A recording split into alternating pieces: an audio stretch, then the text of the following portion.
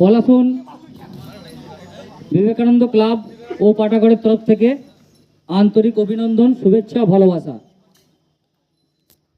আমরা বিগত কিছুদিন আগে দেখেছি আমাদের সকলের প্রিয় ক্রিকেটার বিরাট কোহলি তার টেস্ট ক্যারিয়ার থেকে অবসর গ্রহণ করেছে এবং তার অবসর গ্রহণকে আমাদের সকলের স্মরণীয় করে রাখতে আমাদের ক্লাবের পক্ষ থেকে একটি উদ্যোগ নিয়েছে বিরাট কোহলি ফ্যান ক্লাব। এই বিরাট কোহলি ফ্যান ক্লাবের উদ্যোগে আমাদের এক দিবসীয় যে 12 দলীয় টুর্নামেন্টের আয়োজন করা হয়েছে, তার উদ্বোধনী ম্যাচে অংশগ্রহণ করেছে যে দুটি দল, সেই দুটি দলের ক্যাপ্টেন পলাশন বারোয়ারি ইয়ংস্টার ক্লাবের ক্যাপ্টেন এবং ডাক নাইট ক্লাবের ক্যাপ্টেনকে আমি মাঠের মধ্যখানে আসার জন্য অনুরোধ জানাচ্ছি। ডাক নাইটের ক্যাপ্টেন এবং পলাশন বারোয়ারি ইয়ংস্টার ক্লাবের ক্যাপ্টেন, পলাশন বারোয়ারি ইয়ংস্টার ক্লাবের ক্যাপ্টেন এবং ডাক নাইটের ক্যাপ্টেন উভয়কে আমাদের মাইক্রোফোনের সামনে আসার জন্য অনুরোধ জানাচ্ছি।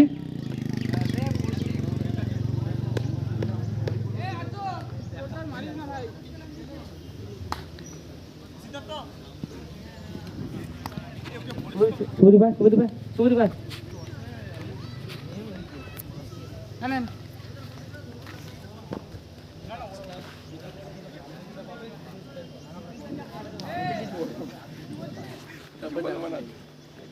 आज 31/5/2025 শনিবার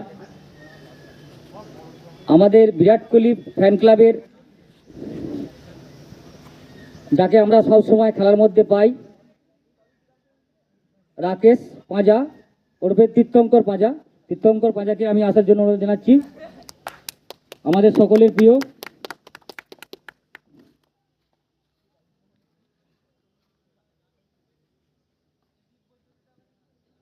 আমরা এই টুর্নামেন্টটা অনেক আশা নিয়েই করেছি।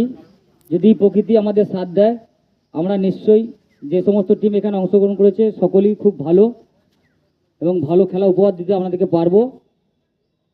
আর বিরাট কোহলি সম্বন্ধে যদি বলতেই হয়, প্রথমেই বলতে হয় আমরা যাকে বিরাট কোহলিকে চিনি ওই রকম অ্যাগ্রেসিভ খেলা আমার মনে হয় যে সমস্ত ইন্টারন্যাশনাল টিম খেলছে তাদের অনেক প্লেয়ারের মধ্যে এরকম অ্যাগ্রেসিভ মনোভাব আছে, কিন্তু বিরাট কোহলি সেখান থেকে আলাদা একটু। কেন আমরা দেখেছি বিশেষ করে যখন কোনো বড় রান চেজ করতে হয় সেই ক্ষেত্রে বিরাট কোহলির অনবদ্য পারফরমেন্স আমাদের হৃদয়ের মনির মণিকোঠায় উপস্থিত হয়ে রয়েছে এবং সেই জায়গা থেকে আমরা পলাশন বিরাট কোহলি ফ্যান ক্লাবের পক্ষ থেকে সেই দিনটিকে স্মরণীয় করে রাখতে আমরা এক দিবসীয় 12 দলীয় টুর্নামেন্টের উদ্বোধনী ম্যাচ চালু করছি। উদ্বোধনী ম্যাচে আমাদের দুটি দলের অধিনায়ক, একদিকে আছে ডাক নাইটের অধিনায়ক ভাই আপনার নাম? সিদ্ধার্থ দাস।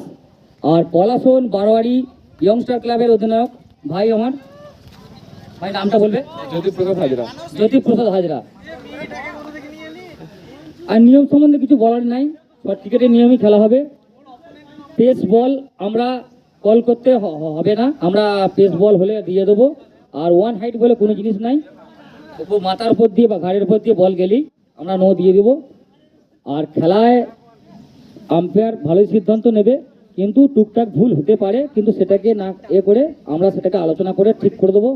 কিন্তু সেটাকে নিয়ে ক্রিটিসাইজ করা বা ঝগড়াঝাটি করা, এবং যেহেতু এটা একটা স্মরণীয় খেলা বিরাট কোহলির ফ্যান ক্লাবের পক্ষ থেকে, তাই প্রত্যেকটা প্লেয়ারকে আমি বলবো তাদের খেলার স্লো মনোভাবটা যেন বজায় থাকে। আর বেশি কিছু না বলে আমার সঙ্গে প্রথম মাঠের আম্পায়ার আর আমাদের বিরাট কোহলি ক্লাবের কর্ণধার মিস্টার রাকেশ পাঁজা, ওনার অনুমতি নিয়ে আমরা খেলা শুরু করছি। সকলকে অভিনন্দন জানিয়ে আমি টস পর্বে ফিরে যাচ্ছি।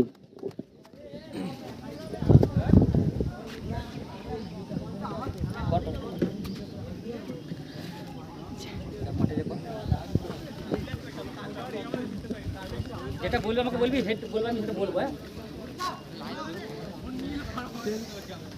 কে বলবে স্কোর?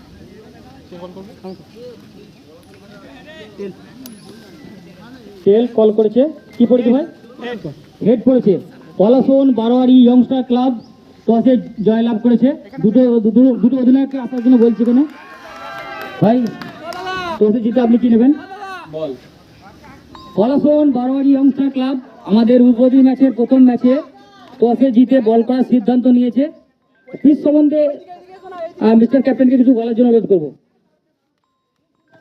পিচ সম্বন্ধে বলার কিছু নেই, এই পিচেই কিছুদিন আগে একটা বড় খেলা হয়েছে, সেই পিচই আছে, সেমি ভালোই হবে, খেলা ভালোই হবে।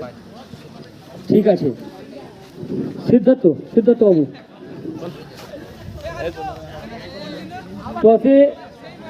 টসে ভাগ্য আপনাদের টিমের সাথে যায়নি, এটা কি আপনারা একটু পিছিয়ে গেলেন? আমার এটা মনে হয় না, প্লেয়াররা নিজেদের খেলা দেবে, সবাই নিজের মতো করে খেলবে, টসে জিতি বা হারি।